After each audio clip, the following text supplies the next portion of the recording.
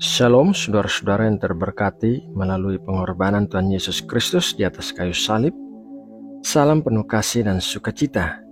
Semoga kita semua masih terus berjalan di dalam kehendak Tuhan yang sempurna bagi kita dan dilindungi dari segala sesuatu yang jahat.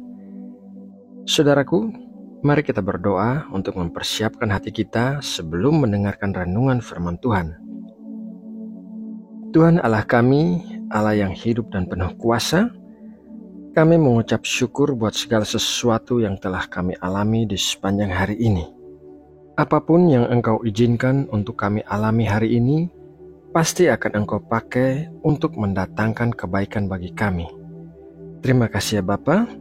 Sebelum kami mulai mendengarkan firman-Mu, terlebih dulu kami mau berdoa bagi saudara-saudara kami di channel ini. Kami berdoa memohon mujizat kesembuhan bagi yang sedang sakit dan mengalami kelemahan tubuh. Kami memohon pertolongan dan jalan keluar bagi yang sedang mengalami masalah-masalah di dalam hidup mereka. Kami memohon penghiburan dan kekuatan baru untuk saudara kami yang sedang berduka cita dan patah semangat. Bapa, Engkau mengetahui apa yang diperlukan oleh setiap orang, dan kami berdoa agar Engkau menjawab setiap kebutuhan saudara-saudara kami. Terima kasih ya Bapa. Sekarang kami masuk dalam saat teduh untuk mendengarkan firman-Mu. Berkatilah kami dengan hikmat dan pengertian akan apa yang kami dengarkan. Terima kasih ya Bapa. Dalam nama Tuhan Yesus Kristus, kami berdoa dan mengucap syukur. Amin. Saudara yang terkasih di dalam Tuhan Yesus, setiap orang memiliki panggilan hidup, yaitu alasan mengapa ia diciptakan. Panggilan hidup disebut juga tujuan hidup, dan bagi sebagian besar orang, panggilan hidup adalah suatu proses yang menjadi jelas seiring dengan berjalannya waktu. Panggilan Tuhan adalah salah satu aspek paling penting dalam kehidupan seorang Kristen. Ini adalah saat ketika kita merasakan panggilan khusus dari Tuhan untuk menjalani hidup yang memiliki makna dan tujuan yang lebih dalam.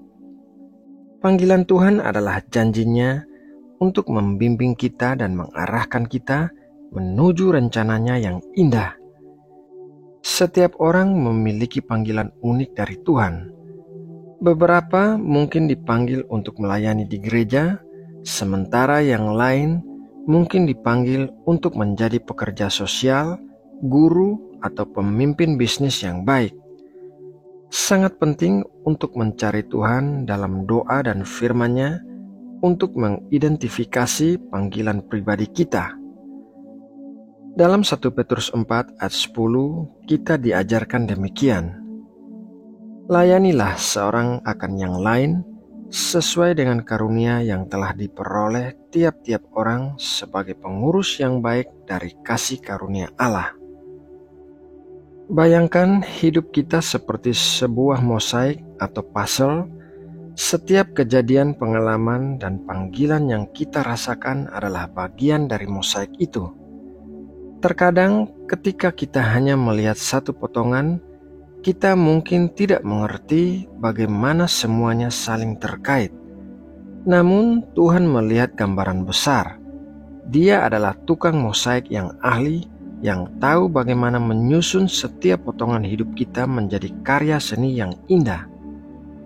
Sebagai umat Kristen, kita tahu bahwa Alkitab adalah sumber terbesar untuk memahami panggilan Tuhan dalam hidup kita. Salah satu ayat yang paling sering dikutip dalam konteks ini adalah Roma 8 ayat 28. Kita tahu sekarang bahwa Allah turut bekerja dalam segala sesuatu untuk mendatangkan kebaikan bagi mereka yang mengasihi Dia, yaitu bagi mereka yang terpanggil sesuai dengan rencana Allah. Ayat ini mengajarkan kepada kita bahwa Tuhan selalu bekerja untuk kebaikan kita dan bahwa panggilannya adalah sesuatu yang direncanakannya secara khusus. Momen ketika kita merasa bingung atau tidak tahu arah dalam hidup kita, ayat ini adalah pengingat bahwa Tuhan memiliki rencana yang indah bagi kita. Panggilan Tuhan di dalam hidup kita adalah rencananya yang indah untuk kita. Ini adalah perjalanan untuk menyadari rencana dan tujuannya bagi kita, serta melayaninya dengan setia. Melalui doa, firman-Nya, dan dukungan gereja, kita dapat menemukan panggilan pribadi kita yang akan membawa kemuliaan bagi Allah. Terlepas dari apa panggilan Tuhan dalam hidup kita, ingatlah bahwa kita adalah bagian dari rencananya yang lebih besar. Percayalah kepadanya dan Dia akan memimpin kita dalam setiap langkah kita. Roma 8 ayat 30 mengingatkan kita demikian. Dan mereka yang ditentukannya dari semula, mereka itu juga dipanggilnya. Dan mereka yang dipanggilnya, mereka itu juga dibenarkannya.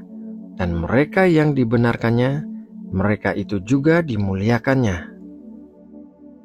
Nah, saudara yang terkasih dalam Tuhan Yesus Kristus, demikianlah renungan firman Tuhan malam ini. Semoga kita semua diberkati dan dikuatkan melalui apa yang kita dengarkan dan kita percayai dengan sungguh-sungguh. Mari kita berdoa untuk menutup renungan ini.